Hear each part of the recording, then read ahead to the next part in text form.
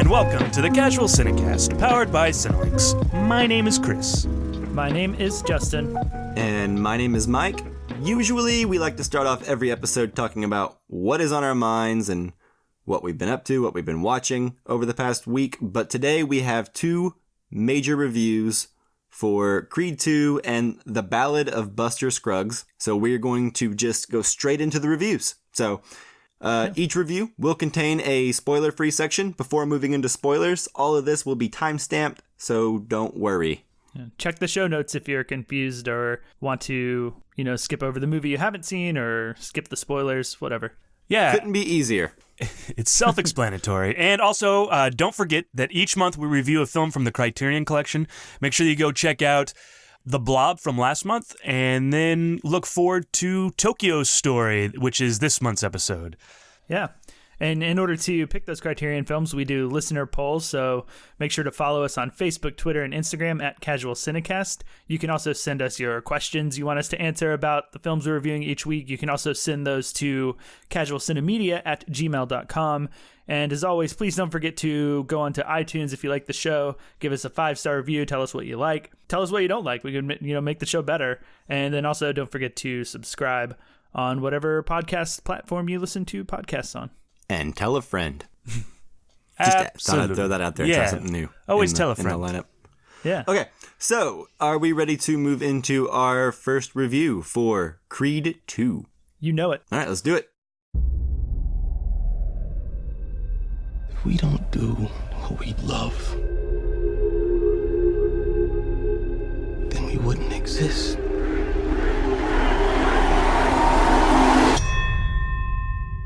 It's time, kid.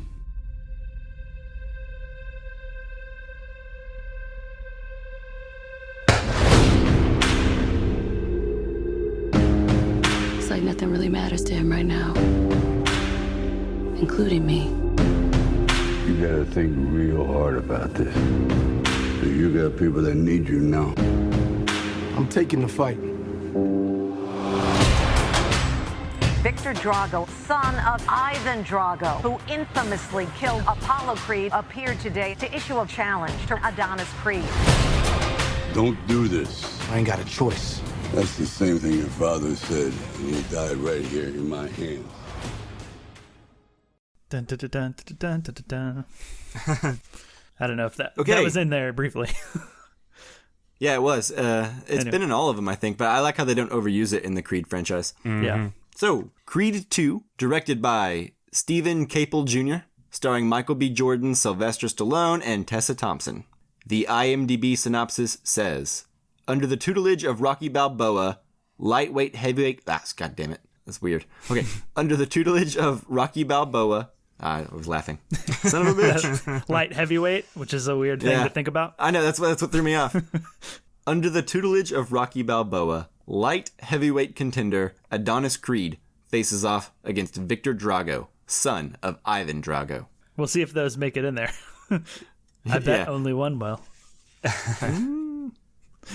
We'll see. It's a shame that in the movie Creed 2, Adonis Creed doesn't even get his name first in the synopsis.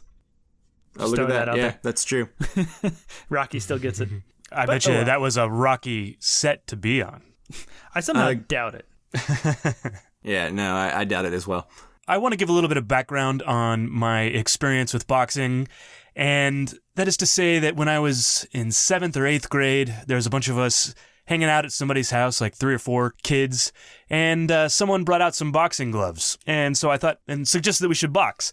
And I thought, well, hey, why not? It should be fun. And I put the boxing gloves on, and I was boxing this guy. It was like a foot taller than me. I think it got held back in school or something. But I put my gloves up in front of my face, and then I got punched in the nose promptly, and I saw stars. I didn't pass out or anything, but I saw stars. And I immediately thought, this is the dumbest game ever, because I just got punched in the face, and it hurt pretty bad, and I was done with it. And so I've never really had much of an interest in boxing. And I saw Rocky, the first one, but I haven't seen any of the other in the series, and that's a thing I need to fix. But I did see Creed, and I loved it. And I never thought I could like a movie about boxing.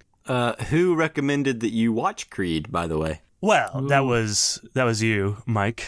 Credit where credit is due. I was going to have to do it anyways for the show. I wasn't going to watch Creed 2. But, Mike, you were spot on about how good Creed 1 is. Yeah, so I really liked it, and the boxing was really great in it. And all that said, I moved into Creed 2 with great expectations. I thought it was kind of a step down. I liked it. It wasn't as good as the first Creed, but I think the acting, Michael B. Jordan, is really great. Rocky Balboa, Sylvester Stallone, is just pretty amazing in both those movies. I like what they did with the Drago character.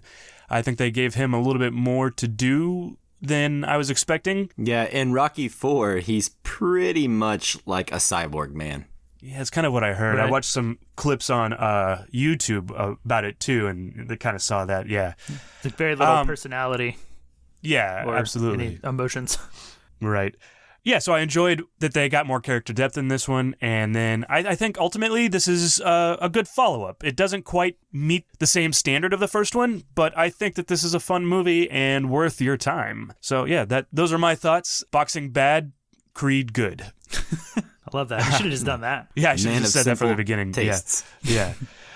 How about you, Mike? What did you think? Yeah, so I really enjoyed the first Creed a couple years back when it came out. It made me actually interested in the Rocky franchise, as a whole for the first time. I was born in the late 80s, so by the time I came into the world, the Rocky franchise had long jumped the shark and become sort of like an 80s movie joke, you know? Yeah. I had seen the original Rocky, but I kind of just left it there, knowing the reputation that the franchise got. So recently, in preparation for this one, my girlfriend and I went back and we watched all of it, even Creed again. And I gotta say, this franchise is not nearly as bad as I thought. And with the Creed movies thrown in, I would say it's probably back on track. Creed 2 is good. You know, it's a solid sequel to the first one. It's maybe not as refreshing as the first one was a couple years back, and that's probably the lack of Ryan Coogler, and just also that it's a second film in a franchise, or like the 8th film in a franchise if you count all the Rocky movies before it. Right. Yeah, it had no expectations in a way because it was, the first in the franchise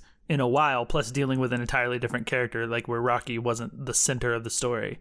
So Yeah, I think Yeah, exactly. yeah. Creed surprised everybody. Yeah, I think so. Basically, the lack of Ryan Coogler probably hurt this movie. I think it's easily a very solid sequel, though. Creed 2 focuses on character growth for all the principal characters from the first one, which I appreciated. Side characters are given more to do in this film than any side character in a Rocky film ever got to do. However, kind of like Justin alluded to at the beginning, I wonder if maybe they should move away from the character of Rocky Balboa a bit.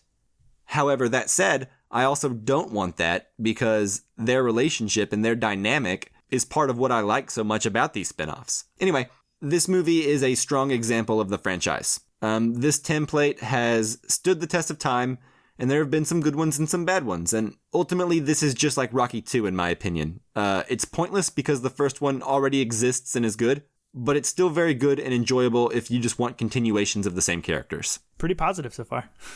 Yeah, I mean, there's not a lot to hate about it, really, or not like, you know? I'll let you know in a second, but Yeah, spoiler maybe you alert, don't know. I I don't mostly know. agree. Let's see.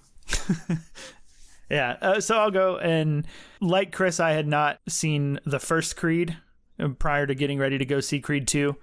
The reason that I hadn't watched it was sort of going off what you said, Mike, about the Rocky franchise and sort of up to that point, its reputation and the way that like some of the sequels left the franchise feeling. And also, at that point, not a big fan of Ryan Coogler. Based on the one movie of his I had seen, which was Fruitvale Station, which I didn't like. So, the combination of the two kind of kept me from seeing the first Creed. I wasn't that interested in it. But, Mike, you also told me that it was good. You also recommended it to me. So that's one more score because I did end up liking Creed. I thought it was very good. I think it's Coogler's best film by far. I really, really enjoyed it. I think... Yeah, me too. I was blown away by like the way that the film looked, the cinematography, which I just want to shout out. That was the female cinematographer whose name I can't remember, but she was the first female cinematographer to be nominated for an Oscar last year for Mudbound. And like her talent is like on full display, I think, in the first Creed. I think it's... Creed is a great looking movie. Yeah. It's very understated in the way that it looks good too. Like I can't gush enough about the cinematography, but outside of that, I enjoyed it. And moving into Creed 2, I also enjoyed this movie. I don't think that it's a very far step down. And it's actually kind of one of those, or it's actually kind of a movie that takes some steps up and some steps down for me. I agree. Yeah, I totally agree with that. Yeah, I think that like where the movie takes steps up is giving us more stakes with like the actual boxing that's going on and like what the fights mean and make them more than just competition. Because the first Creed, it's a bit of a fight just for pride and for like proving himself and getting into like the boxing world. And this one has a little bit further reaching stakes in terms of who he's fighting and why. And I found that dynamic of the movie like very, very interesting. I think that where it takes a step down for me is that a lot of the character development that happens in this film feels a little bit plotty to me. It feels a little bit, it doesn't feel very, very natural. It doesn't feel as natural as the first Creed did. And I think, like you said, Mike, that has something to do with Ryan Coogler not being involved, because I think, I don't know. I feel like in the direction of it, like the first one just felt very natural. Everything that was in it was like, it seemed to come about very naturally, and I never really thought about the plot or the script. Whereas I found myself thinking about it more in Creed 2. I think that's unavoidable when you have like a Russian villain coming in, right? Like that in itself feels like a movie plot. It does, and I mean, it's not even necessarily that. It's certain things that happen between Michael B. Jordan and Tessa Thompson are the biggest culprits when it comes to that sort of thing. I actually, like Chris said, I really like what they did with Ivan Drago and Victor Drago, and like how they kind of fleshed out their story. Like, part of me was like, I'm I wish they would talk about that in spoilers. Yeah. Part of me wishes they would have just called the movie Drago instead of like Creed 2 and given me a Drago movie. Not totally, because I do like the Rocky stuff, but like you, Mike, I think we should leave it off here and really focus on Creed. It's a great place to do it. I actually, I've seen some complaints about like what happens with Rocky towards the end of the movie and the things that his character does. And personally, like I really loved the way that some of the last things that his character does. Like I actually got pretty emotional watching it. And it was like Me too. As someone who just got done binging the entire franchise in preparation for this, I got to tell you, this movie's very rewarding. Like in doing that, right? It's a good conclusion. Yeah. Well, and on the opposite of someone who hasn't seen Rockies 2 through 4 and hasn't seen the first Rocky in forever, and I've only just recently seen Creed, I still got emotional. So like the movie does a good job in making everything feel satisfying, like with the Rocky character. But that's pretty much it for my general opinion. We've kind of moved on to talking about more specific things, but that was it. I think it's good. I think it's probably about as good as the first Creed. Some steps up, some steps down. Splitting ends up about the same. Yeah. The only big thing to me is like the movie doesn't look nearly as good as the first Creed, cinematography wise, and that kind of let me down a little bit. But that's minor because it doesn't look bad. No, it looks like a completely normal, standard, pretty good looking movie. But like you said, Creed the first is so exceptionally good looking that watching them back to back like this, you can't help but notice a little bit. Yeah, agreed. I also didn't think the fight scenes were quite as invigorating as they were in the first one. And we don't necessarily need to compare the two movies the whole time. But that was kind of probably where I felt like it was the step down the most. Like the fight sequences in Creed 1 were just so invigorating and engrossing to watch. I thought they did such a good job, and it just wasn't quite there in this one. But like you said, they did have the stakes, which I don't think you're wrong about that. There were stakes that were a little bit higher in this one. But yeah, it's an interesting thing. So, well, I found myself more emotionally invested in the fights in Creed 2 than I was in the first Creed, although the fights themselves from a pure like action entertainment fight standpoint were better in Creed. And I think that might be what you're saying, but maybe not. I think it is that's what I heard whenever he said that. But also what I will say is both Creed 1 and Creed 2, the fights look way better than the first couple Rocky movies, where like there are clear swings and misses. Yeah. Right. I watched I YouTube some of those fights just to kind of catch up on it a little bit. And yeah, some of those are a little goofy looking, but in this film, it is a lot like Rocky 2. Even down to a lot of the personal stuff that enters into his life with the relationship and all that. It's very, very similar to Rocky 2, but also way better than Rocky 2. Yeah. You said something in our chats outside of the show, but like it's like a TV show, and I can definitely see that in Creed 1 and Creed 2. There isn't a drastic change to any of the characters because they have to fit the new plot. It's just a continuing of the characters. It's more like a TV show almost than a movie sequel. Yeah. And the Rocky franchise in particular is very, very good about continuity. Bringing back the same actors as often as possible, using characters that were side characters that will come back in later movies that, weren't important at the time, but then they become important. They're very good about making it all flow like that. And really, there's only a couple movies in there where it gets real bad. But yeah, basically, Creed and Creed 2 flow into each other very well. And despite the different direction, like Justin was saying, they feel the same. They feel like of one unit when you watch them back to back like that. And I think it'll be very satisfying for people who do that going forward. Like, that's the best way to watch it, I think.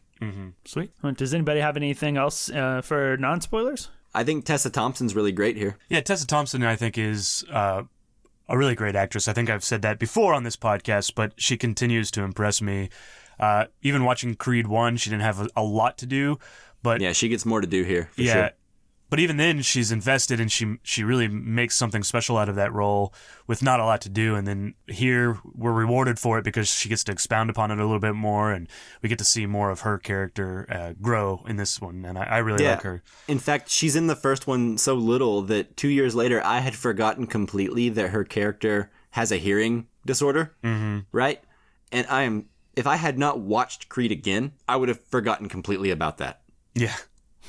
And it's touched on in this one. So I'm glad I did. Yeah, I think she's really good in it. I do have to say that like her character as a whole is my least favorite character out of like all of these movies as far as like any character of like important screen time. I would agree that she gets more to do in this one, but I also don't really get a lot from her. Like I feel like she's a bit there to give Michael B. Jordan problems and conflict and to have things happen more than anything really affecting her as like a character.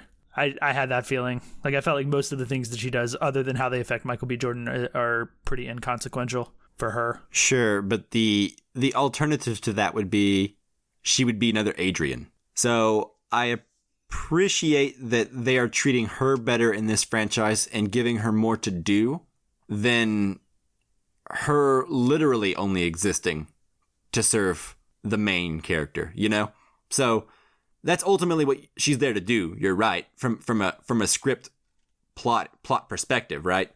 But I think they're doing it with a little bit more grace than it's usually handled in other movies previous to this one, where she's just, window dressing. Yeah. Or she could have been.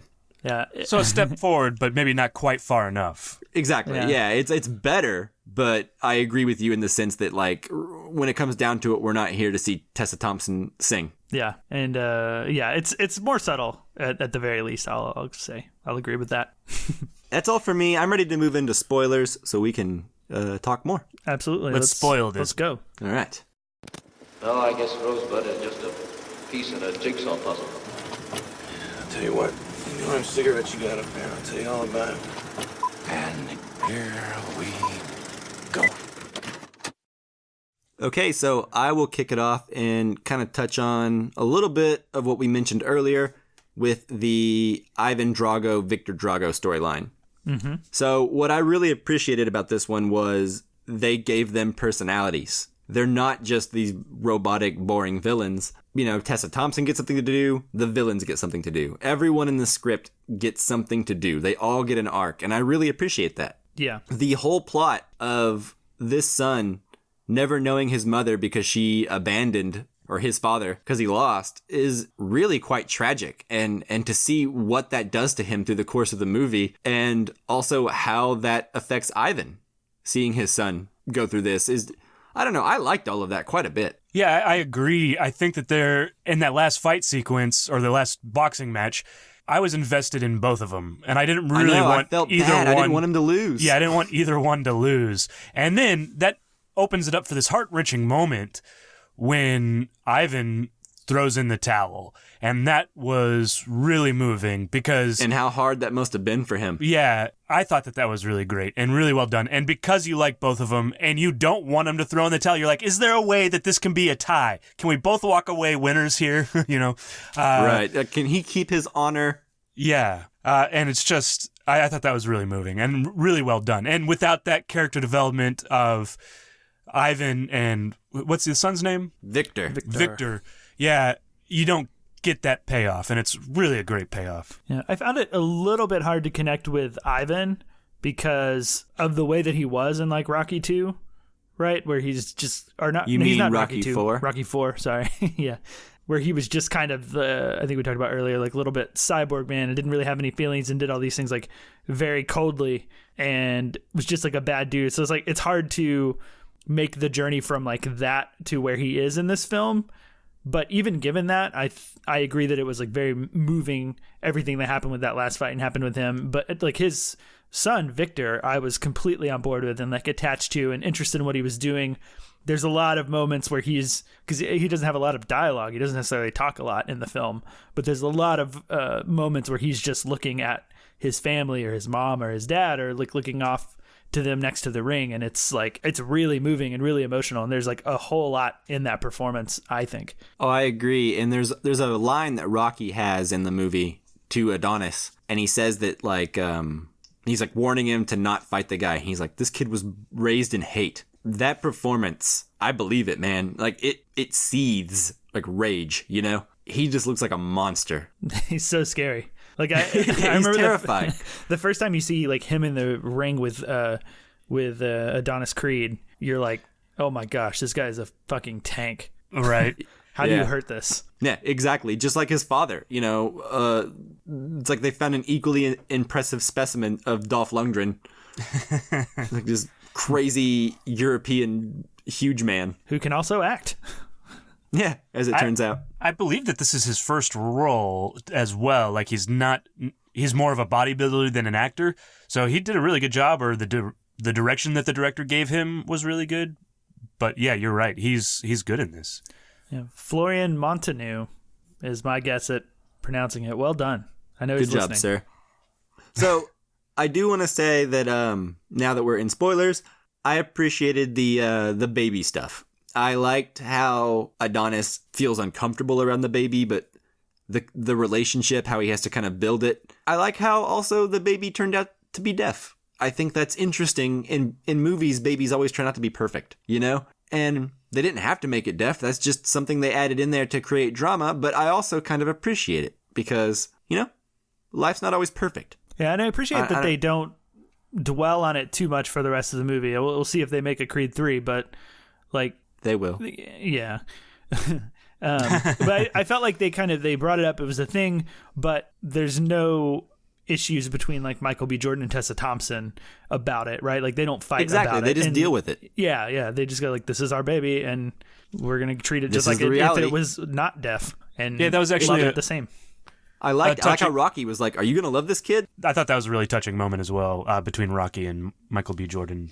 Agreed. Yeah. I think Stallone is killing it in these Creed movies. Yeah, he seems like really at home.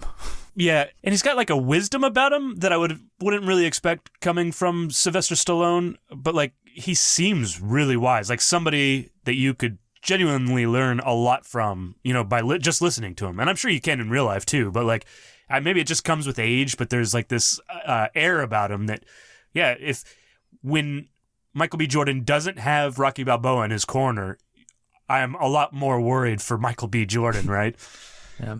Well, all of his wisdom is born out of boxing too. Like I feel like the most profound things he says are all things that he knows and like kind of relates to boxing in a way. So like when he asks him advice on like relationships, it doesn't work out at all. He's like, I asked her if she wouldn't mind marrying me very much. Yeah. So I don't know that he's that smart of a dude necessarily, but like in the world of boxing, dealing with a boxer. Well, it's more than that. It's that he's the father figure that Adonis wanted so badly, right? Like it's his surrogate father, and like the love that exists in those characters is really fun to watch, in my opinion. Especially having this whole relationship in pop culture that we've had with Rocky Balboa previously to these movies, right? it makes it all the more rewarding to watch this relationship unfold in the movies, in my opinion. Because it gives you closure to the Rocky character while being able to pass the torch in a cool way. Yeah, and I think the chemistry between the two actors is kind of undeniable as well. I think that has a lot to do with why this relationship works and why we still want Rocky in these movies where we should be wanting more Creed, you know? And I think that's the chemistry between the two of them, to be honest with you. Yeah, that makes sense. It's the thing that I care about the most is scenes where they're together. More so than like him and Tessa Thompson and like their relationship. Like their love story, I'm kind of like, okay, that's fine, whatever. Yeah. Well, it's like in Rocky 3, I was like, I wanted more Rocky and Apollo more than I wanted like Rocky and anyone else, you know? I don't have that much of a connection with Rocky from the previous franchise. That's what I would say. But I love him in this, you know, and I feel the, you're right, the chemistry between the two. But like I said, I'm not connected to the past franchise as much as, you know, you just watching it. I think it's the father-son dynamic. Yeah. You know, it's like the thing that makes, well, not the thing. Everything makes Boogie Nights awesome. But like P.T. Anderson, you know, explores that in Boogie Nights, like the surrogate family. He does the same thing in The Master. So I think that's just like a staple of drama, right? Surrogate families and surrogate father figures. Mm-hmm. I think that there's something to be said for like the relationship that you have with Rocky just based on pop culture, right? Because like people who haven't seen Star Wars have a certain relationship with Darth Vader, and yeah, they know who he is. You know, John Wayne, even though, well, maybe that one a little less so, but like a lot of people know who John Wayne is, whether they've seen a John Wayne movie. Like most can like bust out an impression and have some sort of opinion on him. Right. And, well, it's like Elvis, or like there's certain personalities that are so larger than life. Like Stallone and Rocky, personality-wise, aren't that dissimilar in pop culture, you know? Yeah, Stallone is Rocky. Yeah, that's where we all first got introduced to him. So yeah, I think that's maybe what it is too. Is it's like this iconic figure ushering in a new franchise, kind of. Yeah, you may not have seen the Rocky movies, but you certainly have seen a parody, whether it's in cartoons or, and you know the legacy. Yeah, and it works in the same way that like when you watch like Force Awakens and you're someone who hasn't really seen a lot of Star Wars and don't really care about Star Wars. Like my girlfriend liked Force Awakens, but doesn't really like Star Wars. But like the thing she responded to most was like, Han Solo dying, right? Like the old Han Solo and seeing old Leia and like these characters you know from pop culture. Spoilers, jeez. Oh yeah, so well, if you haven't had it spoiled by now, you haven't spent enough time reading any internet chat room or I don't know how you found this podcast and avoided that spoiler. And all that internet out there. Okay, so we did get a listener, I guess, review kind of thoughts on Creed 2 on Facebook from Buddy Cattell, and we figured we'll read it if you guys are down. He's got a lot to say, but I think we should read it. Yeah, what you got, buddy? All right, so Buddy said, I enjoyed this and think it was a worthy sequel, but I didn't like it as much as the first Creed. Oddly, the stuff I was worried about sucking, mainly Rocky IV elements, were handled with the best. Mainly Rocky IV elements were handled with the best care. I think we all agree with that. Mm-hmm. Yeah, definitely. It wasn't the main attraction, but I was pretty impressed with Dolph Lundgren's performance and the way the script humanized the character that was a cartoon in Rocky IV. You could really feel in the performance what the intervening 33 years had done to this man and the way the things he lost broke him. I was less impressed with some of the more emotionally heavy-handed stuff dealing with Rocky and his family that felt a little shoehorned in. I also didn't care for the boxing promoter who was played as an almost Littlefinger-level villain. You could hear the screenwriters high-fiving each other during his speech to Adonis in the nightclub.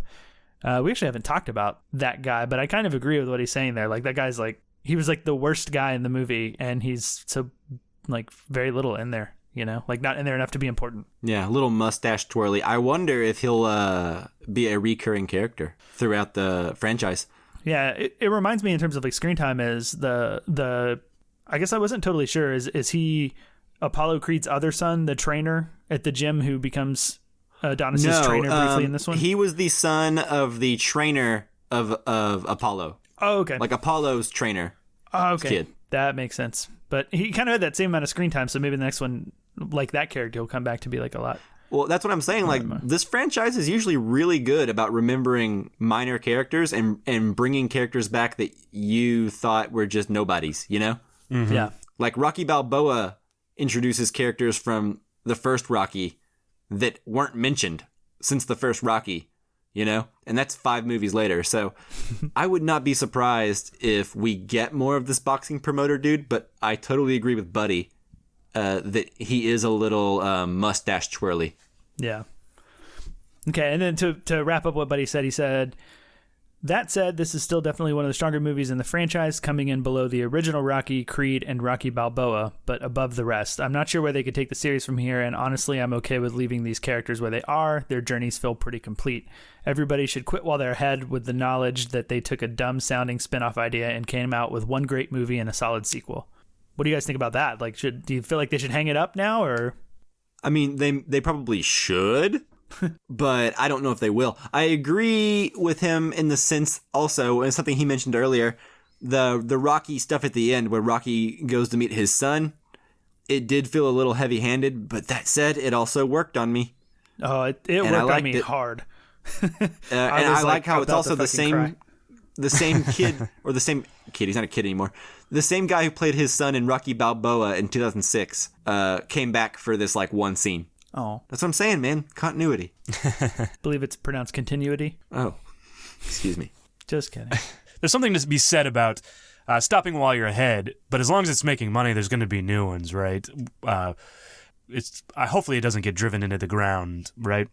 Yeah, hopefully if they continue, they just keep a better head about their shoulders and learn from the mistakes of the 80s. Yeah. I hope they wait early 90s. I hope they wait like 35 or 40 years or however long it was between the last Rockies and the first Creed. And I guess not counting Rocky Balboa where he's older. But I hope at this point they just wait until like Michael B. Jordan's really old and then they do something with his son. I guess he couldn't be really old. The deaf daughter can start boxing. Yeah. That's what I'm trying to say. There you go. They should just wait until then to do another sequel, but they won't. No, they never do. Okay, I think that does it for me. Does anyone else have any thoughts on Creed 2? Nope. I think I agree with almost everything that has been said so far. So yeah, it's a pretty middle-of-the-road release. I can't imagine a lot of people disagreeing unless you just really don't like the movie. And if you didn't, why? Tell us. Let us know. In. Yeah. Okay, so that wraps up our review of Creed 2. Thank you so much for joining us. And now it is time to move into our review of the new Coen Brothers film, The Ballad of Buster Scruggs, now available on Netflix. That's what I was going to say, the straight-to-Netflix Coen Brothers film. Weird. Yeah, it is weird. Real quick, sidebar, before we move into the movie, I just wanted to say, so this is probably the most exciting Netflix movie release that I can remember so far. Maybe there's some coming up later this year that will be more exciting. But people actually seem to be talking about this one, right? And I see it showing up on film Twitter a lot and on like film websites. It actually has good reviews, which might have something to do with why people are talking about it. But usually with these Netflix films, they just kind of come out and everyone forgets about them, even if they are from notable directors, you know? Yeah, it's got the kind of buzz and popularity that a Netflix TV show tends to have, where people actually talk about it. I would agree with that. Like, I even had my dad call me and ask if I had seen the new Coen Brothers Western. Nice. Yeah, and I haven't been able to talk to my dad about a new Coen Brothers film, like, while it was new, like, ever, right? They usually have to wait for Blu-ray or DVD. So, I'm just going to say, I would much rather have seen a new Coen Brothers movie in theaters, but seeing it on Netflix does have some benefits. It's not so bad. Wow. You know, it's kind of fun to be able to talk about it with like everybody who wants to see it. Yeah. I mean, I guess since we're on that topic, what I want to say is I give Netflix a really hard time a lot of the time because they're not releasing things into the theaters and stuff like that.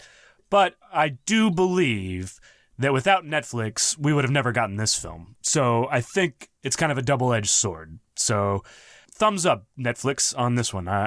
Good job. And if we had gotten the film, I firmly believe way less people would have seen it. I think it was you, Mike, who, like, in our group chat said that, you know, you'd like to see the numbers who's seen Ballad of Buster Scruggs versus their last film versus Hail Caesar.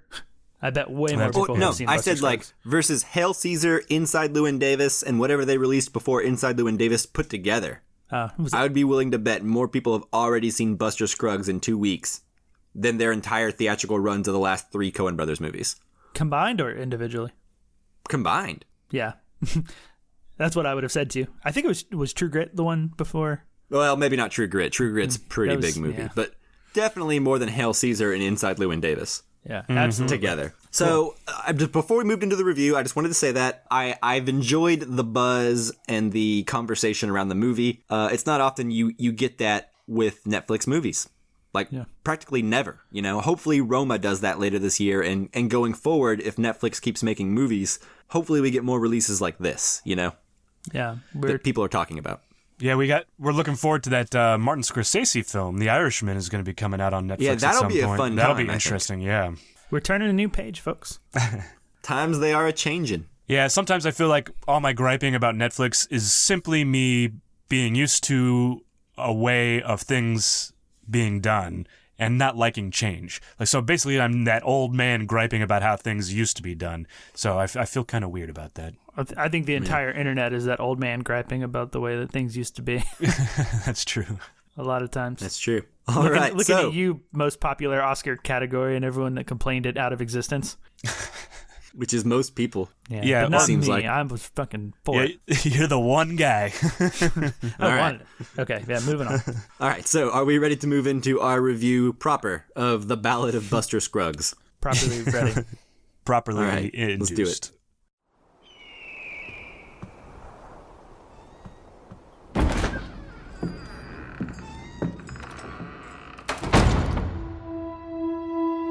People are so easily distracted. So I'm the distractor with a little story. People can't get enough of them because, well, they connect the stories to themselves, I suppose. And we all love hearing about ourselves. So long as the people in the stories are us, but not us. This'll tell the tale.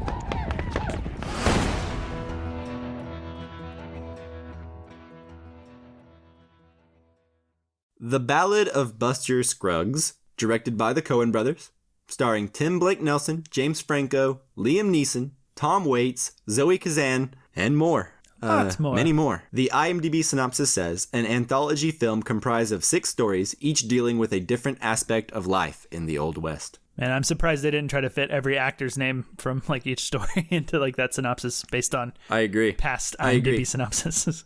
You know, I would honestly say a more accurate description of this movie, and tell me if this is spoilers, and if it is, I will cut it. But I would say it should more likely say an anthology film comprised of 6 stories, each dealing with a different aspect of death in the Old West. I think that would be a more accurate description. The opposite of life. Yeah. But that's just me. Yeah, I think it's fine. I think that's fine. You can leave it in my opinion. Chris, you go first. What did you think of The Ballad of Buster Scruggs? I'm always excited to see a new Coen Brothers film. I like everything they do, or not that I like everything they do. Everything that they do is interesting. Is what I should say.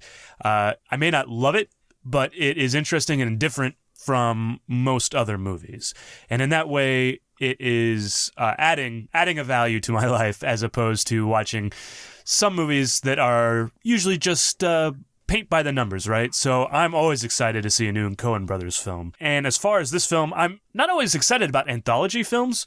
I don't know. I would say I'm never excited about anthology films generally. Yeah, I'm right there with you. You know, like anthology films kind of feel weird, and I just rather sit down and watch a whole story. That being said, however, I thought that this was really well acted throughout. I thought it was really well shot. I thought it was beautiful. Like, there are scenes that are really amazing to watch in this. I don't know if it's the same cinematographer for all 6 short films.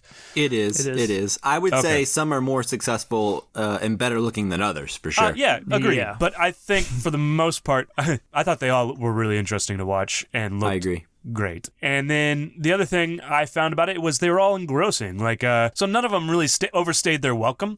All of them felt engrossing and well done and well acted. Yeah, I think that this is really worth your time. It's on Netflix, so it doesn't take much. I actually watched it in 2 sittings. I watched the first 3, and then I watched the last 3. And I don't think I lost anything for splitting it up like that.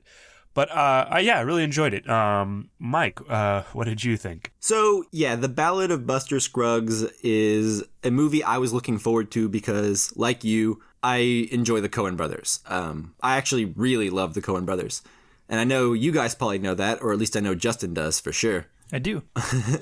I have seen every Coen Brothers film, most of them more than once. I don't know if there are any of their films that I straight up dislike. There have been some that I have not wanted to watch again, but yeah, I often find their movies to be well made, very fun to watch, even when the average Joe movie watcher doesn't seem to enjoy them. And I'm thinking specifically of movies like Hail Caesar or Burn After Reading, or, maybe Intolerable Cruelty even. So good, Intolerable Cruelty. I'm with you there. Yeah, well, I mean, in my opinion, the Coen Brothers are unmatched when it comes to quirky dialogue, use of different accents and dialects. The language makes the story feel so unique. All of that, and I also have a thing for Westerns, So if I had to make a top 10 films of all time list, there would be a healthy amount of Westerns on that list. All that said, I was still even surprised by how much I enjoyed this movie. I think I expected something different tonally, I guess, than what we ended up getting. And I think this movie will probably be a little too bleak for people who don't already have a taste for the Coen Brothers. Meaning, I don't think I could recommend this movie to just everyone. I could recommend it to a lot of people, but I think maybe not everyone. This is the Coen Brothers at their most dark, nihilistic, intellectual mode. And when they get into that mode, I feel like a lot of times it leaves people sort of scratching their heads. So anyway. And similar... sorry. Go on. In similar ways, I think, if I'm understanding correctly, to the way that I first reacted, and I think a lot of people reacted to something like A Serious Man. Exactly. Right. Which is like they expect you to want to come to the movie and approach it like you're gonna write a book report when you're done. You know what I mean? And I don't think a lot of people enjoy that, but I do. I really love it, to be honest with you. A Serious Man is one of my favorite Coen Brothers movies. Yeah, it's one of mine too. I really love it. And I think this movie is them in that mode, right? They expect you to want to unpack it. So anyway, I'll just leave it at that, and we'll talk a little bit more about it in a minute. Like all anthologies, I enjoyed some segments more than others. There are some that are stronger and easier to watch, but I think the film as a whole is very, very strong. I liked how each one looked unique. Each one was filmed as if it was a different kind of Western. I enjoyed the connecting theme of death that runs throughout the film, and we can get into the individual parts as we go on. But basically, I think this is a very dense, funny, dark, intelligent Western, and it also might be the most violent Coen Brothers movie that exists right now. And it's also one of the most unique films that I've seen in a while. Yeah, it might be the most openly bloody. Yeah, I would say it's one of the most bleak, nihilistic Coen Brothers movies we've gotten so far. Yeah. I'm trying to gauge it against some of the things that happen in Fargo and No Country for Old Men. No Country and Fargo are the similar vein, but I think the body count in this one's way higher. Sure, yeah. That I would agree with. I mean, I think it's a fact. I don't know how I could disagree. Yeah. I'm glad you agree then. Yeah.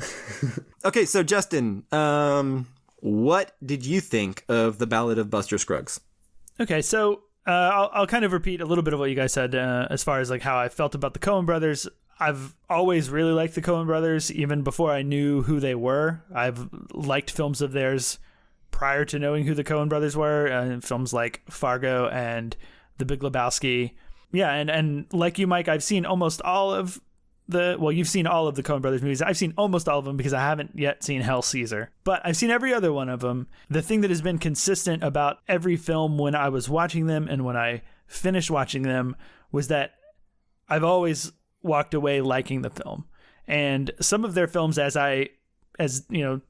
time goes on, I like them less and less. And there may be a couple of their films that I look back on not very fondly and maybe, almost dislike now. But this film, The Ballad of Buster Scruggs, is the first time that I have, immediately when the movie was over, disliked it. Even before the movie was over, I disliked a lot of the movie. I think anthology films are a little hard to judge, though, because, this one, some other anthology films, it's completely segmented other than like you said, Mike, with like there are thematic elements that kind of tie through the whole thing, but they're very much like segmented in terms of stories. Like they're each like dealing with their own characters, their own plot, and like some of the segments are good and some of them are bad. So like I don't totally know how to judge this as a whole film and say like, okay, this film is a bad movie or like I don't like it, but like I know that most of what I felt, I mostly didn't like the segments. Like more often than not, I was not liking what I was seeing. I think the anthology format and like the short segments for me, it kept me from getting invested in any of the stories or any of the characters long enough to like for them to matter. And to me, that's a flaw with like any anthology film. I think not to say that it's a flaw, but it's like it's a big battle that you're fighting by making an anthology film. And the other thing that made the film hard to like for me was a bit like my least 3 favorite segments. Is that the right way to say that? My least favorite 3 segments were the first 3 segments of the film. And so I kind of had to sit through like 3 segments that I thought were bad and that I didn't like before I could get to anything that I thought was like remotely good. At least they are the shortest. Yeah, that's true. The second one's super short. Second one's super short. The first one's not that long, but I mean, I think it's close to an hour. Those first 3 take up. And oh so yeah, it's the first 3 are about an hour, and then I think the second 2 are last 3 are probably like an hour and 15, hour 20. Yeah. But I mean, it's like I had to sit through an hour of things that like I thought were bad and they didn't like. So like even when they got good, like the film was struggling. Like it was like trying to march its way back up, like uphill to get me to like it again. The biggest thing, like as far as like a general criticism of the film, like you pointed this out, Mike, that the Coen Brothers have like their own very distinct, unique dialogue. I felt like a lot of the segments of this movie, with some exceptions, the Coen Brothers are really in love with their own dialogue to a fault and like let themselves run wild with it. And there's so many times in like throughout multiple of the different segments where I was like, this conversation is taking so long because they're putting so much like clever wordplay and like goofy, silly, kind of funny, kind of clever to them unique language that like a lot of times I felt like that sort of stuff was grinding like the story moving forward to a halt. And that I felt like a lot of the segments were really trying to get through, and that seemed to be a big thing for me, like the dialogue and like the over use of wordplay and stuff just like really started to bug me. And that's something I like about other Coen Brothers films. Like it's really great. Yeah, and why do you think it didn't work here? I think just maybe too much and not being attached to the characters enough to like get into him and like them and like the way that they talk. I don't know that you're supposed to be, with the exception of a couple of these stories, I don't know if the intention is to get attached to characters. Right. But anyway, go on. I don't want to interrupt. No. I mean, I'm pretty much done at this point. It's like as far as general thoughts go. That's kind of the last thing that I had for my overthought. So we can get into it. I mean, I think you're right that you don't always need to or be attached to a character in the sense that you're on board with them, but like to even just become interested in them. Well, it's kind of like what I was saying earlier, which is like, I think the Coen Brothers, they make movies with the intention of the audience wanting to do a lot of the work. Sure.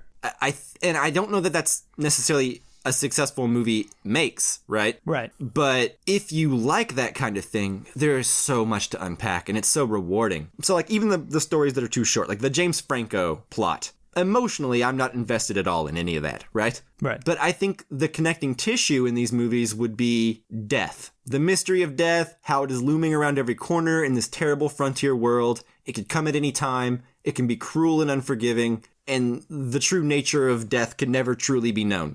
And that mystery is almost like what they wanted to build the movie around, you know? That gothic storybook kind of feeling, you know? And I really like how each one approaches it differently. And each one has kind of like a different approach to the idea of death, you know? That all, I don't know, I really enjoyed that idea. Like it starts out kind of silly and ridiculous with Tim Blake Nelson and gets progressively heavier, I guess, as the series goes on or the movie goes on, you know? Mm-hmm. Yeah, I mean, it is something that I find interesting and something that, you know, I have been thinking about the movie a lot since watching it in that sense, because 2 of my favorite Coen Brothers films are A Serious Man and Inside Llewyn Davis, which are films that I think, you know, just as much as you're saying this one does, they want you to unpack the film, and they don't really hold your hand. There's like way more there to unpack than there is to just sit there and watch. But this one doesn't. This one I didn't do. Like, it didn't make me want to unpack it in more than a couple of points, which we'll get into, of course. Yeah, that's fair enough. But I gotta say, man, for me, it really worked. You know, I'm sad you didn't like it because, like, it's the Coen Brothers, you know, and I just want everyone to love the Coen Brothers all the time. Yeah, because I love the Coen Brothers, and I know you usually do, and so it makes me sad that this movie didn't do it for you. But I totally get it, because anthologies, they're a weird, fickle thing. You know, like I don't know that I can name any anthology movies I've ever really liked. I think this one works better than any anthology I've ever personally watched because of the similar themes and because they do feel like pieces of a whole. It's interesting. Anthology movies, oftentimes, you're right, don't give you an opportunity to either relate to the characters or be attached to the characters. But with this one, I think the way it was told, like especially the meal ticket, which I think was the third one. The meal ticket's rough. Yeah, and it's very little dialogue though. I really enjoyed the way that was shot, and I became engrossed in the story, even though it wasn't very long. And I was on the edge of my seat to see what happens next. You know. And I don't think that I've really experienced... I haven't watched a ton of anthology films, which is something I should try again after this film. But I really enjoyed them. It was like a short story. You know, I was attached to the characters. And I agree. I think what we should do, though, is we should read our listener questions and then just move straight into spoilers. Because I feel like with this movie in particular... Yeah, we're going to jump around. You got to spoil them because they're so short, you can't talk around the spoilers to each story, right? Yeah. And gotcha. I think we... probably want to go through and talk about each segment a little bit and don't want to jump around. So yeah, that makes sense. We should move on. Yeah, so look, it sounds like 2 out of 3 of us recommend this movie. Oh yeah. I can't say that I do unless you just really like the Coen Brothers, like I do. You know, then or like we all do, I guess. Then like you're gonna want to watch it, and you should see it just to have seen all of their films. So there you go. But it's 2.5 recommendations. Yeah, I think it's like I can pretty easily say that it's like my least favorite movies of theirs by a long shot. That's just one man's opinion. Contrary to that, contrary to what you just said, I would say this is in like the top third Coen Brothers for me. The top 3 or the top third of all of their movies that all the movies that exist that they have directed and written. This is in like the top third of them. The top 33.3%.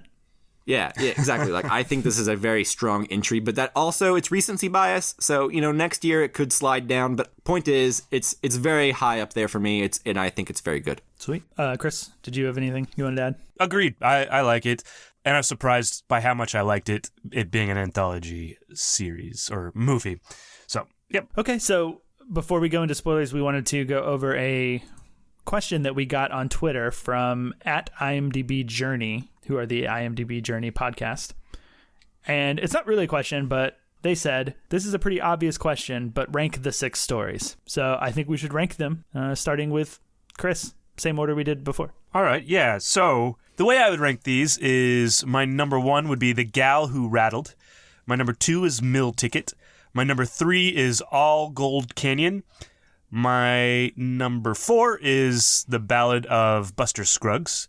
Number 5 is Myrtle Remains, and number 6 is Near Algodonis. Did I pronounce that right? I don't think I did. Nah, it sounds right to me. I don't know how to say it. Perfect. Yeah, so that's my ranking. Mike, let's keep this in order. What is yours? So number 1 has definitely got to be The Gal Who Got Rattled. I really, really, really like that one quite a bit. Agreed. I think All Gold Canyon is next. I think Mortal Remains is next, even though that's my least favorite looking one. Then The Ballad of Buster Scruggs, not the James Franco one, that's last. But what's the other one I haven't said? Meal Ticket? Meal Ticket. Yeah. Then Meal Ticket, because I love the way that one's shot, but man, is it bleak. Yeah. And then the James Franco bank robbery one, Near Algodonis or whatever, as last. Real quick, I want to jump in. That may be my least favorite, but it has maybe the best performance from Stephen Root in it. Yeah, Stephen Root's pretty great in that, for sure. All right, so for me, number 1 for me was actually All Gold Canyon. That's the one that I really enjoyed and started to like turn the movie back up for me. And then number 2 would be The Gal Who Got Rattled. Number 3 would be The Mortal Remains. And then tied for 6th is The Ballad of Buster Scruggs, Near Algodones, and Meal Ticket. Can I do that? Wow. Or do I actually have to rank them? With that attitude, it doesn't matter. I will say, actually, for real, Ballad of Buster Scruggs was my least favorite. I like Tim Blake Nelson singing Sons of the Pioneers. Yeah, I don't think it's the best one, but Cool it's Water. just a lot of fun. One thing that I love about the Coen Brothers is all the music they put in their movies is like right up my alley. Like more than Tarantino and all those other directors that are like known for their music, you know? Coen Brothers love old folk songs. And boy, me too, apparently, right? Because I just, like, Oh Brother, Where Art Thou, Inside Llewyn Davis, this movie, the soundtracks are just so beautiful. And I just love them. So Buster Scruggs is a little silly. I get why you would think it's your least favorite. But God, it opens with him singing Cool Water and that, like, soothing baritone. Yeah. It As he opens says. okay. Oh, it's I'm beautiful. with you. Anyway. All right, so are we ready to move into spoilers? Let's do it. Yeah, for sure. Okay. No, I guess Rosebud is just a piece in a jigsaw puzzle. I'll tell you what, you know them cigarettes you got up there, I'll tell you all about it. And here we go. So the meanings of each of these segments, right, and the order in which they appear, I think it's exploring the idea of death in the frontier and how ever-present and always looming it is, you know? In the opening, The Ballad of Buster Scruggs, it's in that lighthearted Gene Autry Western style, you know, where the character has on flamboyant clothes and he considers himself to be an honorable man as long as he's not the one drawing first. But that said, he's basically just like a crazy psychopathic killer who leaves death and destruction in his wake everywhere he goes, you know? But it's a lighthearted classic Western tale like The Gunfighter about how you can't remain on top forever. There's always a younger gun. Sure. That's about as lighthearted as the movie gets, right? And then the next one you have Near Algodones, or however it's said, which to me, I kind of read this, and tell me what you guys thought, as sort of a karma will get you in the end kind of tale, right? Like he escapes the noose that he, quote, deserves, only to end up in a noose that he doesn't. Yeah, that's what I got from it for sure. Yeah, and sort of like a karmic justice type thing, right? With Meal Ticket, I think this is the most bleak and harsh of all of them. This sort of is the opposite of the second one, which is, it almost seems like there's no justice or cosmic karma anywhere, right? Which is just that is literally survival of the fittest. Yeah, or that you're moving along and there's really nothing you can do when it's your time, essentially, and like represented by a guy with no arms and no legs who literally can't. Well, and also, I guess it anything. could also represent the same kind of theme as the first one, not death necessarily. It explores death in a different way, but the theme of you can't be top dog forever. This poor man was undone by a parlor trick. Undone by a chicken. Which is just terribly tragic. Go ahead, Chris. I think I'll wait till we go back through them. Sorry. Yeah. Yeah. In regards to the death thing, I thought that there was something to, this guy literally not being able to do anything. Like he can't even go to the bathroom or feed himself. Like he's just at life's will and it's going to do with him what it wants when it wants. Exactly. It's brutal and unforgiving, right? Yeah. And okay. All Gold Canyon. This one to me is where it starts to get interesting because this one on its surface is the most happy, but only if you're looking at it from the perspective of Tom Waits and the prospector. This movie or this short film begins and ends with animals, right? So I think what this one's saying is where man goes, death and destruction follows. Mm-hmm. He tears up nature, he runs away the animals, attracts other humans, and violence ensues. And when he leaves the canyon later, everything starts to go back to the way it was. The animals return.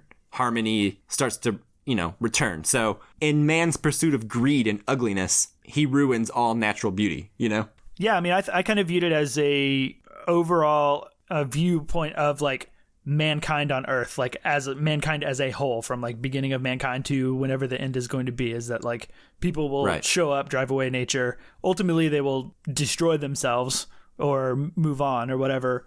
And then nature will eventually return and take back over in its normal state. Like there's a little bit in there too to me of like once we're gone, this world's going to keep going, and it's not going to really notice.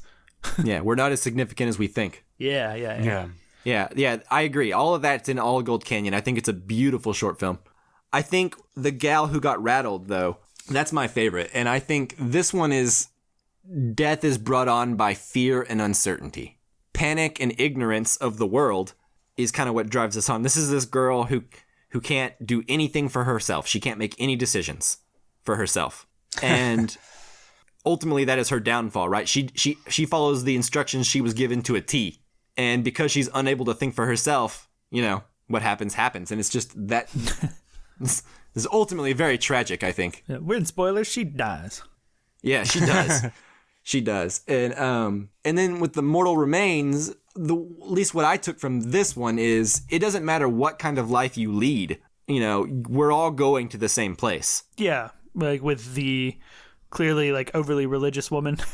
Yeah, the overly religious woman, the simple animal urges kind of man, the trapper dude, and then the sinful gambler deviant fellow. Was that Saul Rubinek, Yes, the guy to the left of the Christian woman? Yeah.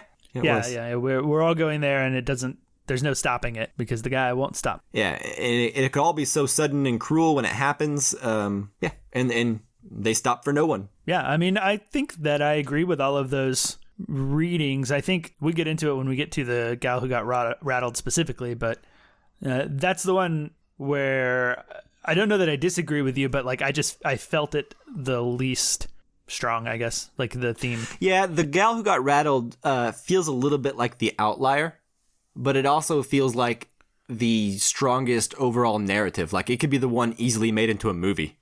Yeah, I completely agree with that. Do we want to talk about it now, or do we want to like go through the segments in order? Let's go ahead and talk about The Gal Who Got Rattled first. That's my favorite one, and I think it's probably the one with the most to talk about. Yeah, it's almost my favorite for that reason, is because like it's the one that felt almost like a movie, or like it could be a movie if it was more fleshed out, and it had it's obviously it was the longest one, right? If it wasn't, it felt like it's the longest one. Yeah, it's got the most story-heavy stuff going on. Yeah, we spend enough time with the characters to get a relationship with them. To know them a little bit. I don't remember the character's name, but the one that wants to marry Zoe Kazan. I really felt for him. Billy Knapp. Yeah. Oh yeah, Billy Knapp. That's right. Yeah. I remember because the last line of the page is so poignant. Yeah, I do. Arthur walked back and didn't know what he would say to Billy my Knapp. God! So let me just get this out. The character of Mr. Arthur is amazing. Is that the old man? I loved like him. the old man, and like Billy Knapp comes up to him several times, and he's like, "Look, I'm thinking about marrying this girl. What do you think?" And he's just like, "Mm-hmm." Yeah. And like, he's such a man of few words, And you get that scene right before everything goes to shit, where he's like, "No one can read a trail like Mr. Arthur. It's crazy, Like he's got another sixth sense or something like that. Mm-hmm. And then the very next day, just everything goes to hell, and just how immediately ready to do the right thing Mr. Arthur is, what it says about his moral compass, like what kind of man he is. Like he's a man of few words, but he'll protect anyone with his life, if it's on his wagon train. Just that whole build up to that was just very heroic, I thought, and very cool. Yeah, I think, sorry, I didn't mean to interrupt. No, go on. Okay. I think what works about him is that he's in a way what Zoe Kazan's character needs, right? Because not Billy Zane. What's his name? Billy Knapp. Billy Knapp. Billy Knapp is always going up to him like, I'm thinking about doing this. I think I may ask her to marry me. What do you think? And like, he just doesn't tell him what to do, right? He just mumbles, works as a very good foil to what Billy Knapp is to Zoe Kazan, or her brother before he dies is to Zoe Kazan, like who are just telling her what to do and like ready to take care of her. And Mr. Arthur is not. He's not that way. Yeah. And I have to say, I really like Zoe Kazan in this. Yeah, she's great. She's from The Big Sick and almost unrecognizable. I thought she was really good. All three of those actors, the main actors, are really good in this. Yeah, they're really good. I think, then the shots. But before we move on, I think Zoe Kazan is like the best performance out of any actor in all of the segments. She's my favorite.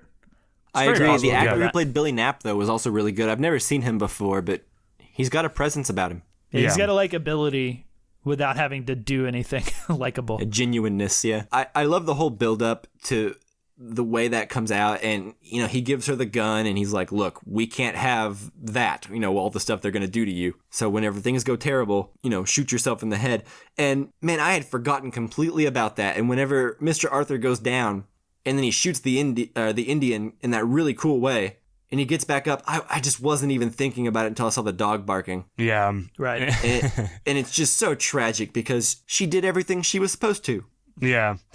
Or so she thought, She had just waited like 10 more seconds. Right. And what is it that Mr. Arthur says? It's just like I know, Justin, you probably might have rolled your eyes. You ought not have done that. Yeah, she ought like not that. to have done it. Yeah. And he says it with such genuine sadness. Yeah. But in his way, it fits his character. Oh, I loved it. But so matter of fact. Yeah. And she ought not to have done it. Yeah, it's just beautiful, right? And then and last thing I'll say is the shot where he's going up the hill and it pans up and you see Billy Knapp walking over to him, and then the page thing comes up. Mm-hmm. It got me, man. The part he's he had no idea what he would say to Billy Knapp was so good. Right. Yeah. Go ahead, Chris. Okay, this is also, I think, the one that I think may be the most beautiful to look at. Maybe the best shot, in my opinion. Yeah, I agree. Looking the Oregon Trail and this is the one where I saw the shot and I was like, that would have been nice in a movie theater, with all the wagons beautiful moving Nebraska along. wilderness or whatever. Yeah, and I was like, this is so amazing to look at. That was one where I was like, wish I could have seen this in the theater. But that's, anyways, it's just really well done.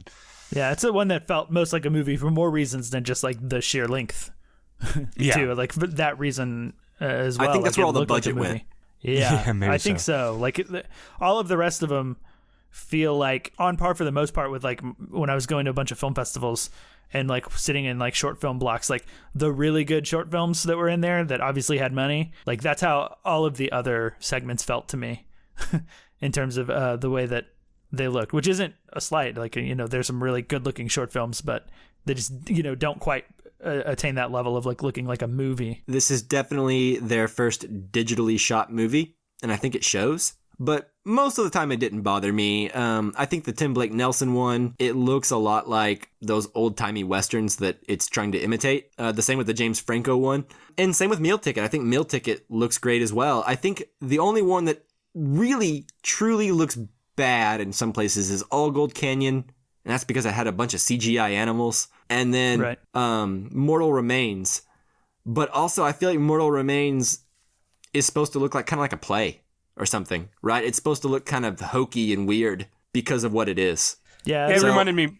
It may not look good, but I also don't know that it's not supposed to look a little weird. Yeah, well, it made me think of older stagecoach scenes that you've seen in old westerns where they were had exactly. the rear projection out the window. Right, exactly. Yeah. But on that note, Meal Ticket, I guess we are jumping around a little bit, but I thought Meal Ticket looked really good, and the way it was shot and told the story, I thought was really great. I thought it looked like a Harry Potter movie. But those don't look that bad. No, just saying. I mean, all right. It's the last thing I do want to say before we move off the gal who got rattled is just this one was the biggest example of watching the movie grind to a halt in certain scenes because of the overwritten dialogue, in the overly long sentences that kind of went around in a circle to get back to their point, and a lot of conversations go back and forth, and this is I kept thinking of the rule of don't use 3 words when 2 will do in terms of writing dialogue. Yeah, this I push back. I'm sure a lot of people do, because a lot of people love that dialogue, but it just drove me nuts in this one of please, let's move on. But it also happens in other segments too. Yeah, that's insane to me, especially as someone who likes the Coen Brothers and likes the dialogue. That just, I don't know, that blows my mind. That I can't imagine.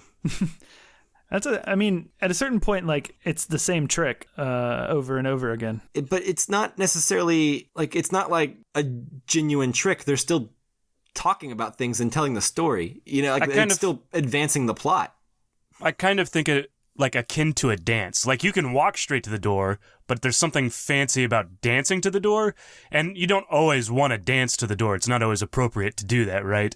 But sometimes the dancing to the door is pretty and fun to watch, and does that metaphor make sense? Right. I think what you're saying is you don't always want to dance to the door, but I feel when they could. They in were this dancing movie, to the they door were and always they- dancing to yeah. the door, Yeah. as opposed to showing restraint. And it Sure, really but- got to me by this one. But given what this is and the nature of the short films and the anthology and like how they all kind of need to be very stylized in order to work because they're also short, it also feels like a criticism of like watching a music video and complaining that they're dancing to the door. Sure. Because of what it is. It's not like you're watching No Country for Old Men, where it's like a 2.5 hour narrative and they do that in every scene. Like these are like 20-minute narratives, 15-minute narratives to 45-minute narratives, to where like they don't have all the work to put in to make you care about these characters. So you're not going to care about them, which we've already kind of stated because it's also short. So I feel like the natural thing would be to like make the dialogue more interesting for each one of them, because you're trying to get across these like ideas in such a short time that you need to do it in kind of a fancy way. Otherwise, you have bland dialogue and characters you don't get attached to trying to explore ideas in a brief time. You know, it just seems like the nature of the short film in general. I don't know. I don't know. Well, if you're using the dialogue to draw you in, you know, if you're using the dancing to draw you into the short film or the dialogue, and it just doesn't work for Justin, you know, then that's why it falls so flat for him. Whereas I think you and I were kind of drawn in by that dialogue.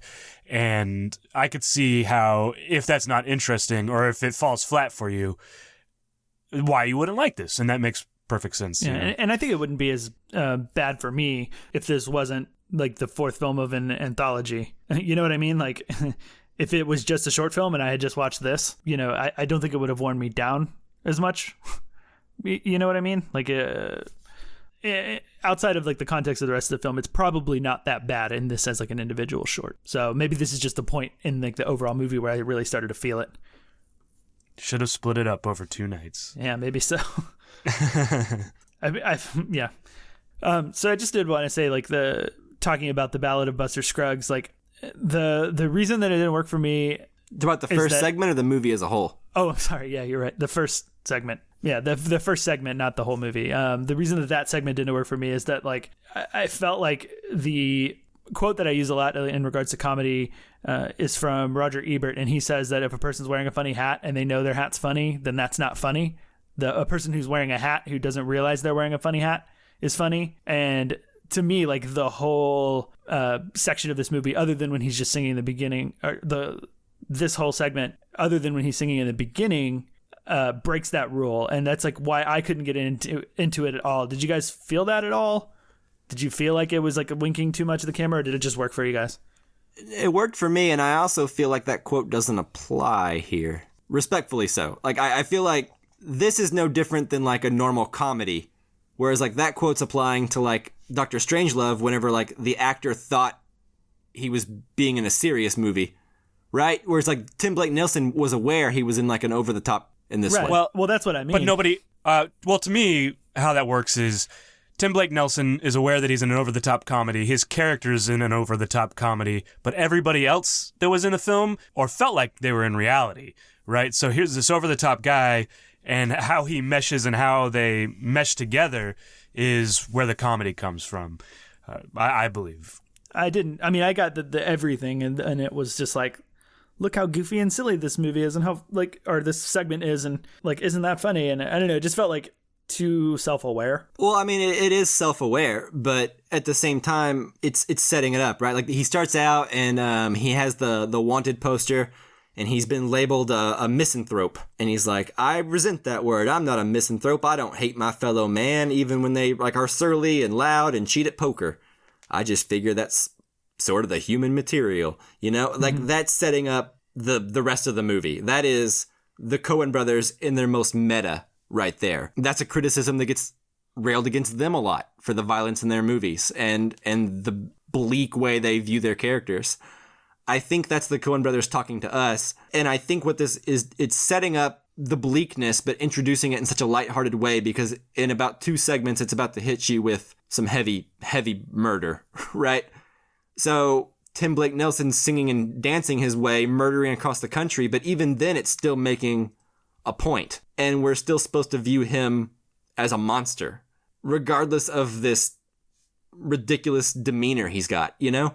So sure, it's a little over the top and he may be winking at the camera a lot, but it's so brief and it's such like a classic spin on an old school Western tale, and it sets up the themes so well, though it's maybe over the top. I don't know that it's too much or ruins anything. You know, does that make sense? Yeah, I know what you mean. It's like a really weird balance to hit, and I think it's going to differ for different people, whether or not that humor works, because, you know, it's similar to some of the things that happen in like Django Unchained, like that I really hated about Django Unchained, but everyone laughed at, and it doesn't make me right and them wrong, or vice versa.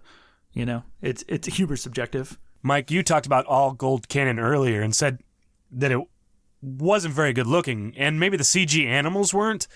Yeah, that's what I said wasn't very good looking. Yeah. I think the short itself is beautiful. Yeah, I mean, like that river going through, like I just got done playing Red Dead Redemption, and this is what Red Dead Redemption looks like through the whole game, and it was just amazingly beautiful and well shot. And as a whole, I really enjoyed this segment. So yeah, and especially Tom Waits. I thought he was really great in this. I think he was great. My second favorite performance, considering he's acting by himself most of the time. Yeah, Mr. Pocket. Nothing important. Yeah, Mr. Pocket, I'm coming for you. I like it. Man, I love that scene where he gets shot and he just lays there for fucking oh my gosh, who knows how long. Like it must have been like an hour. Yeah, in like his time, right? And then like the guy gets in there, just like, and you're just playing possum, right? Just for a chance to come back to get him. Well, you think of how quick he has to process that to do that, right? To just lay motionless. Like, I just got shot. I can't move at all. Yeah. I really loved as you cut back to Tom Waits, the blood just slowly spreading throughout his shirt. Yeah, that was like you great can shot. kind of see I love time. that. Yeah, but I just love like how much time we take sitting there. Like, I was convinced that Tom Waits is really dead. Yeah, me too. Because I was like, there's no way he's been laying there that long. Yeah.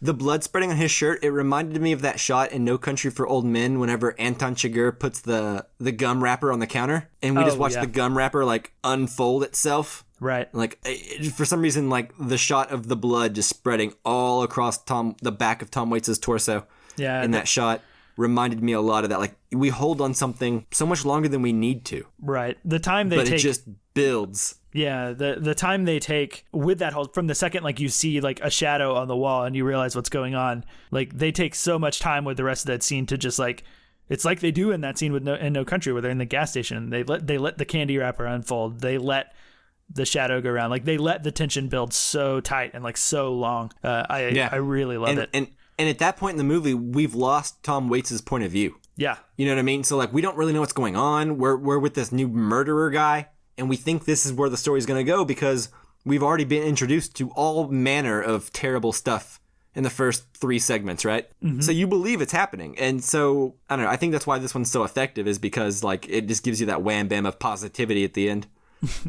Right. The other thing that I did really like about this one is something that we talked about back when we were reviewing First Man, and I think it was you, Mike, that said that you really like these films where you're watching someone do a process. Oh, yeah, I do. Yeah, I was thinking of that the whole time. And that's like kind of what you wanted more about First Man. I love people doing their jobs. I really love like the slow pace of this one, and watching him like dig for the gold and figure out where the pocket is and like narrow it down. Like I just loved all of that. Like everything about this one, I really, really liked. It's like it's the one I would for sure like see myself like actually like returning to one day, you know. It's really good. I agree. Okay, so I think that almost does it for the Ballad of Buster Scruggs. We've pretty much talked about every segment front and back. We've skipped around a lot, but I don't have a whole lot else to say, so I say we move into our listener feedback, listener reviews. This was a pretty popular movie on Film Twitter, it seems. Opinions of some other people, definitely. So first up, we have Miguel, who is at _Miguel Zarate on Twitter, and he says, I'm just going to say I can't believe that some people don't get the last story. Everybody just ranked it as the worst of the 6. For me, the order has a purpose. We start with hilarious, bloody stuff that turns into more elaborated, inner, meaningful shit. Top Coen's IMO. I'm right there with you, Miguel. I agree. They all worked for me, and I think that the order is very intentional. Yeah, I think we're supposed to end with The Mortal Remains because it's supposed to leave you with kind of a head scratcher and to think about how death was portrayed and all the different ways you saw it. I actually really enjoyed the way the stagecoach driver looked in that one. The ethereal quality to him. at the end. Whenever they peek in the hotel and they see the bounty hunters carrying the body up the stairs, and it's just this very supernatural feeling. Yeah. I thought that was really fun. Yeah. Very cool. Mm-hmm. Yeah. So our next one was from the Video Store on Twitter at Video Store Pod. Seen it and loved it. It did remind me that I wish Netflix had their films split up into chapters or the ability to bookmark things. I would like to easily revisit certain sections down the road. I wish they did too. I was actually here. Yeah. I rewatched The Gal Who Got Rattled a couple days after I saw it the first time, and I had to fast forward through like a whole bunch of stuff, and it was a really big inconvenience. So, you know what? Introduce chapters, Netflix. Yeah, for real. Get your program together. Embrace the literal chapters of this movie, please. Okay, so the next one we have is from I want you to watch this on Twitter at IWYTWT. And it says, just watched this last night for our episode on Just watched this last night for our episode next Monday. I thought it was good overall, but I have some mixed feelings about which tropes they held up and the ones they decided to subvert. And that's from Craig. So yeah, there's a lot of tropes in this movie. I don't really know what you're talking about specifically on which ones that they held up and which ones they tried to subvert, but maybe you should all listen to I Want You to Watch This podcast. But yeah, no, I agree. I enjoyed it. Maybe they'll talk about it on their podcast. But I also think that we'll have to listen. Like Justin kind of mentioned with the first one, maybe some of these tropes are a little tired for some people and aren't that interesting enough to hold their own segment. Yeah. So last up we have from Jamie Mocker, who is on Twitter at JamieHS_. He says, not knowing anything about it before watching it, I was surprised with the change in tempo of the segments. Loved the first segment and Franco's segment that followed. The rest were okay, but didn't hold my attention as well. Tim Blake Nelson is always entertaining. I disagree with some of that. Yeah. Tim Blake Nelson is always entertaining. At least everything I've seen him in. But I don't agree with your assessment of the categories or the segments of the film. Yeah, but I think that's interesting just because it goes to show you that's like the exact opposite of Justin, right? Which is like, this is a person who thinks the movie is okay, enjoyed the first segment and the rest of it didn't do it, right? So yeah. I think this movie is very interesting. I think more than any other Coen Brothers movie or any other movie I can even think of this year, this movie has a lot of interesting conversation around it because I don't know that I know anyone who just hates the movie as a whole, like completely, and can find nothing good about it. But I also know people who like hate different segments and vice versa. So I just think it's really interesting that this is a kind of movie that like my dad can like and talk about at the same time as like someone who's never seen a Western or any Coen Brothers movies, and they can all have different favorites, and different things they liked about it. Mm-hmm. Yeah. It definitely comes with the territory of the anthology film is really like there are undoubtedly going to be some people who love every segment, but I feel like the majority of people are going to dislike some and like some, right? And so like it's interesting. Like I don't know how to even like sum up the film as a whole, right? It's almost just like how many did you like versus how many did you didn't like. That's like almost all you can really do is like an overall review, which is interesting. So I think this is the nature of anthologies, and I think that's why most anthologies are not very satisfying. I think the reason this one worked for me is because it had a singular vision. It feels like the same people made every segment, right? It's not a whole bunch of directors coming in and making a segment, that takes place in Paris or whatever, and it's about love. Like, it's not the hotel room is what's connecting all these segments. It's themes and ideas, and I think that works better than having a whole bunch of directors come in to direct different segments. Yeah, the other anthology that I like the most, which I haven't finished yet, but I'm still watching as like part of my New Year's resolution, is The Decalogue. And that is all thematically tied together and all from Krzysztof Kieslowski, the same director. So maybe that's sure. Now that I would argue that The Decalogue is a TV show anthology. I think it appeared on TV for sure. It did. Well, I mean, each one's like an hour long, so I guess they are kind of short films, but like it's more along the lines of Tales from the Crypt than it is like a 2-hour movie with smaller segments in it. I understand what you're saying, but yeah. Yeah. I mean, people call it The Decalogue because it's like almost like it's one movie, but you're right. Like every segment has opening and closing credits like a TV show. So it is a bit more episodic feeling, I think. Yeah. But I do like the themes in it and that the way it's tied together, much like the Ballad of Buster Scruggs. Yeah. I feel like it's more similar to this than other things. Yeah, other agreed. Anthologies like VHS or 4 Rooms or whatever. Out of all the anthology films you've seen, does this rank as some of the more successful or less successful? Ballad of Buster Scruggs, I mean, I guess it's probably more successful.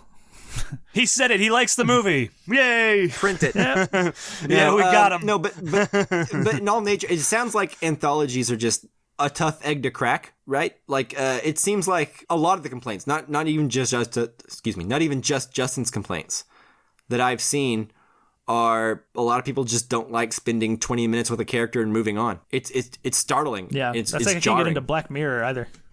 Black Mirror, well, that's kind of moving off, but you have to approach it more like yeah, that's what I'm saying. It only really works if you approach it. it like in the sense of like wanting to unpack it and dissect it. If you're looking to get emotionally invested in a movie, this is not the movie. Yeah, for sure. I would agree with that. That's all I've got. We are running very long.